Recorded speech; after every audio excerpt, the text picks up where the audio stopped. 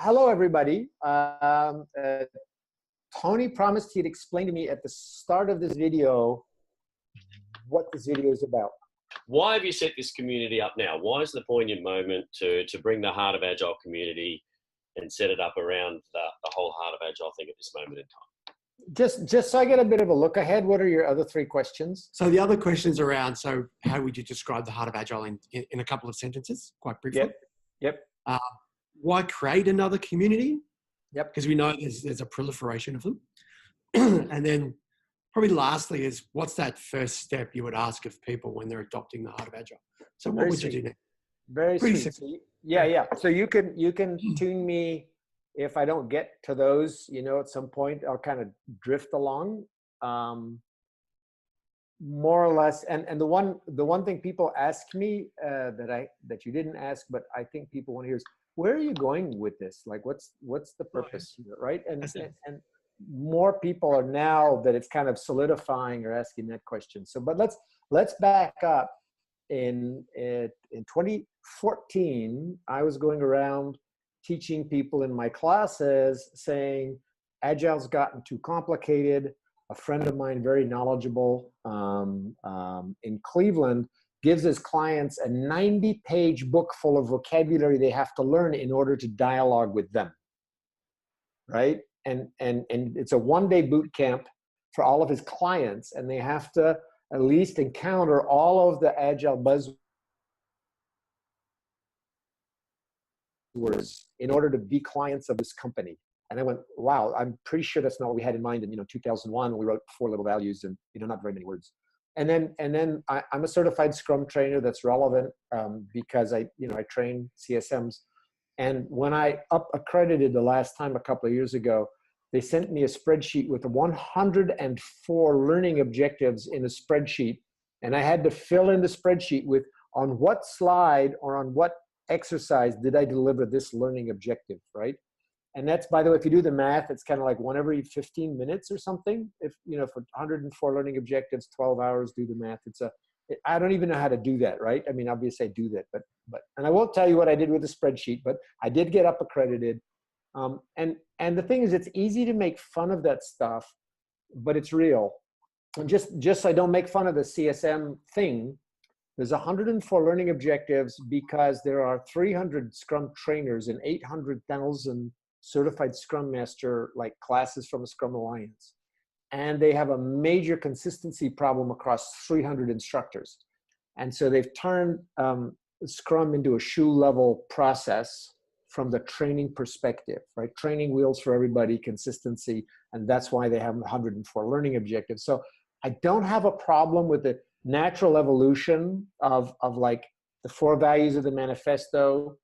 It's 800,000 CSMs, let alone everybody else doing Agile. So you got 2 million people, and everybody says, how do I get started, right? And then immediately you go to break it down, very precise instructions. I got all of that, right? That's a natural evolution. The evolution doesn't disturb me, but the result disturbs me, right? So in 2014, I was saying, what's the essence? What would it mean to go back to the essence of Agile, right? The center of it. I was calling it the center, the essence. And then Craig Brown, your man there in Australia, kind of poked me with a stick one day and said, you have to get back on stage. You need a logo, a name, and a certification scheme, right? Table stakes, shut up and get on with it. And so I drew the little, I drew the little diamond with the 4 words, and I called it. And then the word Heart of Agile comes from Japanese, because we have, as most people should know or should get retrofitted on, the Shuhari progression, which, I borrowed from Aikido. And Shuhari is like, follow a technique, learn one technique, then collect lots of techniques, then don't worry about techniques because you're fluent. And I wanted to see if I could continue to a 4th stage, not in the Aikido tradition. And I found this great word, kokoro, and I have, let's see, there's my kokoro tattoo there. And that has a very good pedigree in the Japanese literature. The samurai, Musashi in the 1600s, wrote a book, and he used this word kokoro to talk about the essence of being a samurai, the heart of being a samurai. So the word kokoro, the symbol, means heart or essence. And I said, it's cool because that gives me now a word, the heart of Agile, the center of Agile, the essence of Agile, right? all of those the same, but I get to borrow into the Japanese tradition and get a cool, you know, Japanese word and stuff like that. But the point being that my observation was at a fourth stage of skills development, people who've been doing something for 10 or 15 years they all go this in every skill, in every field, you'll find it everywhere they go. It doesn't have to be that complicated. Look, let me tell you just the 5 things you need to know. You do these 5 things and you'll be good. Everything else derives from it, right? All like of these old fogies and old farts do this. And it's Mr. Miyagi with wax on, wax off, wax on, wax off, right? He's Kokoro. He just says, just do this over and over and over again forever. And all the other practices will derive out of it, right? So that's what I was doing. And I picked these 4 words and I have them in English. I had them in Spanish a few minutes ago. So here then is the Kokoro, that like just master the basics, like just shut up and do that, right? And it's not 4 values and it's not fluffy and it doesn't say we, you know, love pink and teal and whatever colors. It says collaborate, you bastards, right? Deliver, you SOBs, right? Shut up. Now let's stop and reflect for a minute, right? Before we go and improve stuff. It's very direct, very simple, very inescapable. And my thesis is if you just do that, you'll get all the benefits that we like out of Agile, you know, stuff. And so that's the origins. That was 2015. And I published it with some hesitation, but really the old timers liked it the most right away. They went, oh, thank goodness. And Chet Hendrickson, you know, one of the old timer extreme programming guys, you know, with Ron Jeffries, says he teaches his intro classes not from the Agile Manifesto anymore. He says nobody's got the patience and understand the 4 values, but they can get 4 words, right? So he actually teaches Agile to beginners from the 4 words. So that's the starter point, right? This is Kokoro, master the basics, just get better and better and better at each of these 4 things and everything will go better. Now, what's that big grin on your face, Phil? I'm ready for our next question. Kanji means the way it looks, which is unusual, right? Normally people get Japanese tattoos and they're all wrong, but that's fantastic. I thought it said pizza. Anyway, keep oh, there we go. So yeah, I want a pizza, please. No, it actually means Kokoro, which is a nice change. So thank you for that. So the other question we probably had following up from that is the Heart of Agile communities that you're setting up. So why do you think you feel you need to create the community around the 4 words in the meme? Yeah, good. That's really good. So I was doing this and I'm a lousy business person. I can never figure, you know, everybody, how do you make money off of these things? Everybody makes money by selling certifications, right? That's the only go-to place, sell certifications. And my constituency, me included, is very resistant to that. Like I understand its place in the world, but I'm still resistant. Also, SAFe and Scrum are so embedded in the sales catalogs and org thingies. I said I can't do a head-on competition or attack against that. Since I'm not going to make any money off of this anyway, I'll go viral, right? And so I just like this thing doesn't have my name on it. It doesn't have anything. It's just got 4 words. So we put this everywhere. Put this, you know, in the universities and everything. And so a couple of people said, hey, can we have a meetup? You guys in Melbourne were the first people, said, hey, can we do a meetup on this? And what I observed was some people were going, and this is important, apropos, in Brisbane, there's not a Heart of Agile meetup group. I don't need a Heart of Agile meetup group, just like I don't need a Heart of Agile conference. As long as people will borrow thematically this theme from time to time in a conference like with FirstConf, right? Or some others, or in the Brisbane Agile meetup says, hey, we'll just take this as a theme, you know, and you know, it'll show up from time to time maybe. That's good enough. But what I observe is the people from Melbourne suddenly talking with the people in Helsinki and the people in Edinburgh, visiting the people in Buenos Aires. So this isn't something I could have predicted. It would be something that I was like poking and goosing for, but not something I could have predicted or planned in advance. And it just is so like freaking awesome to watch people. No money's transferring anywhere. It's just people going, this is interesting and useful. What are you doing with it? How are you organizing? And trading notes across the world And we now have Paris, Edinburgh, Helsinki. We have Santiago de Chile, Buenos Aires. We've got only one place in the US, Tampa, Florida. And so I'm really excited to watch, you know, Phil is actually going to leave Victoria and go up to Brisbane and visit, you know, that strange other culture. That's How do you get him across the wall, you know? Yeah, that's right. The Brisbaneites. Yeah, I don't know. There's some kind of weird time barrier. Who knows what century each is in, right? Well, you know, and it's like, honestly, it's like getting the people in Chile to talk to the people in Argentina. It's like not obvious that this can happen. And it's wonderful to watch it happen, right? So this is like super cool.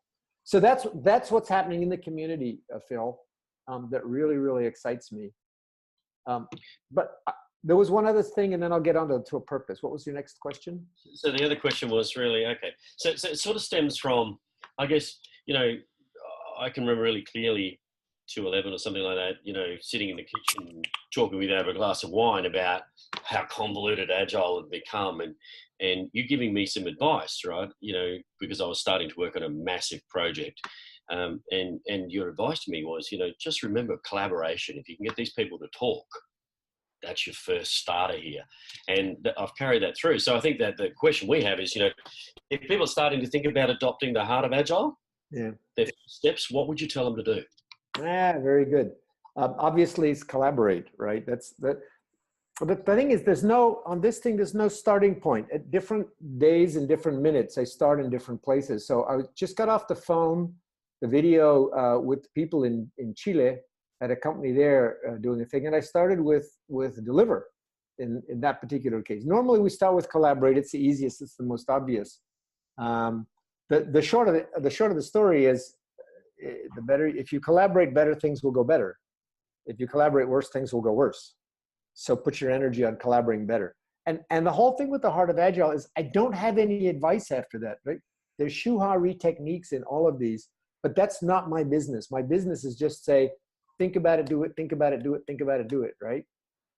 But for the people in Chile, and I'd like to drop this little mental seed in for you guys, is the deliver is not obvious to people. So people think, oh, deliver means we have a big project. Of course, we'll deliver at the end. The Agile people go, oh, we'll deliver every month or every sprint or whatever, right? We do that Agile thing. But what has been a major shift in my thinking over the last set of years is that deliver, we're delivering decisions. We're not delivering software. We're not delivering product even. But in an organization, everybody's making decisions. In any initiative, forget software, forget product. This could be government. This is NGO. This is recycling. This is anything, any initiative. We have people making decisions and piling decisions on decisions. The decision is the molecule of our work. We build things from decisions. And people make errors in decisions at the rate of 1 in 5, 10, or 20. The nuclear power plant people catalog that people make errors in decision-making at the rate of 1 in every 5 decisions. So we could be generous and say it's 1 in 10, 1 in 20. There's 100,000, 500,000, 2 million decisions being made in any initiative. And if you do an error rate of 1 in 20, you've got 20,000 errors buried in there. And the point of this deliver that I'm after is to expose those decisions to the harsh light of the world. The world runs differently than you think, however you think, right? And this is what we were after with the Agile Manifesto, with the second value. We said working software over comprehensive documentation. The idea was you have an idea about your design, it's wrong, you have to actually get it working to find out where you're wrong. When you expand that out to any initiative, it means every decision has to see the harsh light of day so that we can correct them as soon as possible before we lay more work on top of a bad decision. So if the government says we can't do that, we want to save money, you have to save money by finding the bad decisions earlier. If you want to save money, this is the way to do that. You don't let a bad decision dangle and get built on. You gotta kill it quick and change it quickly. So these days I tend to start with deliver. That's a harder one. So almost everybody will start with collaborate. It's just the easiest one. you have to take on questions of trust. You have to take on the annual appraisal review. You have to look at executive bonuses. You have to look at, who doesn't want to talk to whom, right? That's all the hard stuff. That's the obvious place to start, right? Get started, work on collaborate, do a reflect, just sit and talk and say, under reflect and say, what are we learning? What can we do anything about? But I'm goosing people now to step up and say, what's the smallest that we could expose to review to try to correct decisions early before we build too much? I call them directional decisions. Yeah. Very, very open way of speaking for any project. So that's the way I would like people to get started. Where are we going with this, right? And the other thing besides connecting the global community that really excites me is this phrase, creating a culture of listening. So it's very common, especially in the executive circles and consulting circles, to tell people what to do. And I remember one meeting where everybody was asking me, Alistair, tell us what we should tell the execs.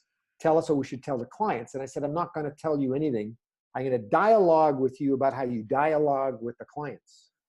So the heart of Agile at the level of personality should be dialogue based. It should be listening. And that's a wrap.